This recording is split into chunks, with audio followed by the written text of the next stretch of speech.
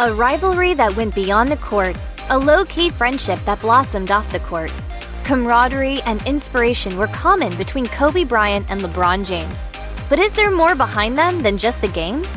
Sadly, for many NBA fans, Kobe Bryant and LeBron James never got to play on the same All-Star team.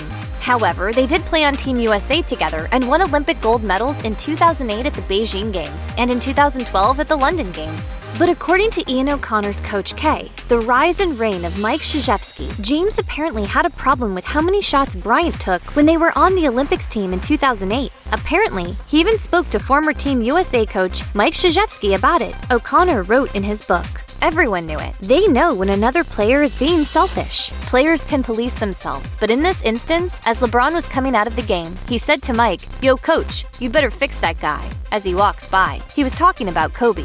O'Connor's book was published in February of 2022, so Bryant didn't have the opportunity to confirm or deny his claim. James hasn't said anything either, but if his gripe about Bryant's shooting is true, it didn't seem to affect their relationship off the court.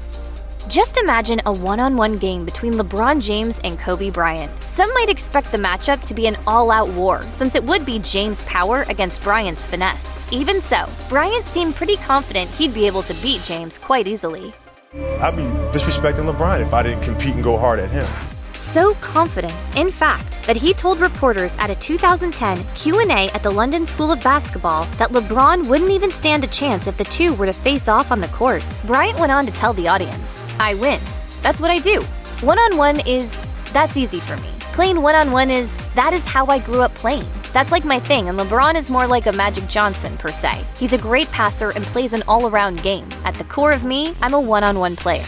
When James stopped by the London School of Basketball, naturally, the one-on-one question came up again. In short, the future Hall of Famer said he's not a one-on-one player and is more about making his team better. But at the same time, James refused to say that he'd be defeated, because it's not his style to bet against himself. He also made it clear that this hypothetical battle would never happen. It's the respect factor that we have for each other, but at the end of the day, we're all ultimate competitors. According to sports analyst Doug Gottlieb, Kobe Bryant once said that LeBron James didn't have the same killer instinct that he and Michael Jordan did. It's said that number 24 made the comment when James was joining the Los Angeles Lakers in 2018. Of course, the stories about Jordan and Bryant being ultra-competitive are well documented. And for the record, Bryant didn't say that James lacked a deep passion to win. He just didn't think the former Miami Heat star could deal with negative criticism from Lakers fans. During his radio show on Fox Sports Radio, Gottlieb said Bryant once told him LeBron was coming to town. It was already done. And he said to me unequivocally, LeBron does not get, know, or understand LA. And he's not built for it the way I'm built for it. I took negativity and it fueled me. He believed the same could not be said about James. According to Gottlieb, Bryant went on to add, "He's not the savage competitor that me and Mike are. I'm the type of killer that wants to kill you and your whole family. LeBron just wants to be loved, wants to play ball, wants to win games. But he is not the killer that me and Mike are." James never responded to Gottlieb's claim, probably because he doesn't have much to prove due to all of his NBA accomplishments. Jordan never weighed in either. Just because two friends don't document their closeness on social media, it doesn't mean they don't have a solid relationship. Take Kobe Bryant and LeBron James, for example. Bryant once said they were incredibly tight, which a lot of people probably didn't know at the time. The Philadelphia native revealed that he and James were close and spoke often to NBA writer Mark Medina, who tweeted about it in 2016. Some might find it interesting that Bryant admitted to being super chummy with James because he was known to be a loner, with basketball being his best pal. Evidently, Bryant seemed to play up his reputation, even joking on a 2018 episode of Jimmy Kimmel Live that he was totally friendless, telling the host with a smile. I hate people. Bryant and James' friendship was ever-evolving. As ESPN's Ramona Shelburne said following Bryant's death, "I think the hardest part for LeBron is that he and Kobe had started to develop the relationship that both of them had always wanted to have. They started to get much closer this year." There's no doubt that both LeBron James and Kobe Bryant were basketball prodigies when they played in high school. For one, Bryant scored a total of 2,883 points by the time he graduated from Lower Merion High School in Ardmore, Pennsylvania. He also racked up awards and had his number 33 jersey from high school retired. Division I schools eventually came calling. But Bryant opted to head straight to the NBA, becoming the 13th overall pick.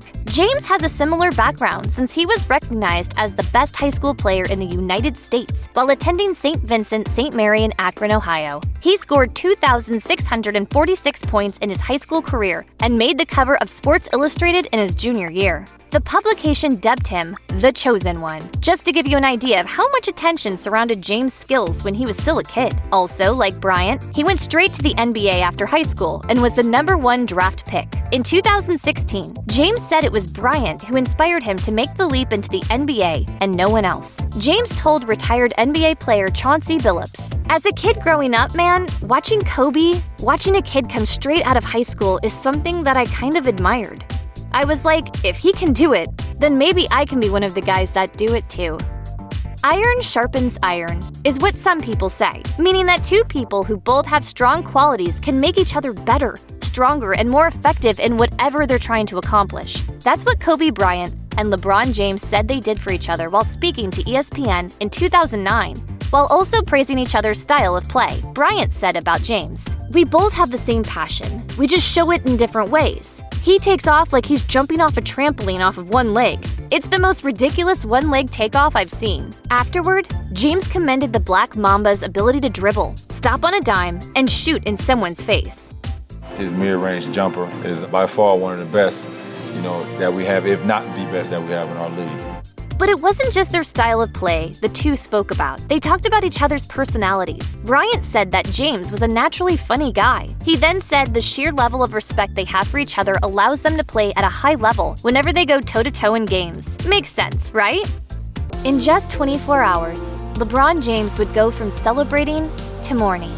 On Saturday, January 25th, 2020, James passed Kobe Bryant on the NBA's all-time scoring list while Kobe and his 13-year-old daughter, Gianna Bryant, were at that game.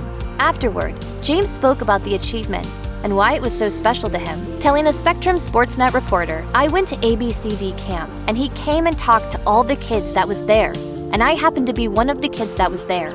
I was just listening. I was just trying to soak everything up I could." Then the very next day, Kobe, Gianna, and 7 others died in a helicopter crash in Calabasas, California. Just hours before the accident, Kobe congratulated James on Instagram while posting a photo of himself with the Ohio native, writing in the caption, "On to number 2, King James. Keep growing the game and charting the path for the next." The Instagram post would be Kobe's last. After Kobe Bryant died in a helicopter crash on January 26, 2020, the NBA legend's teammates, friends, and loved ones shared their condolences. Among the social media posts was an Instagram post from LeBron James. The caption was paired with a series of photos of the two on the court, several of which show Bryant cheering on James as he played. James wrote in the caption, "I'm not ready, but here I go.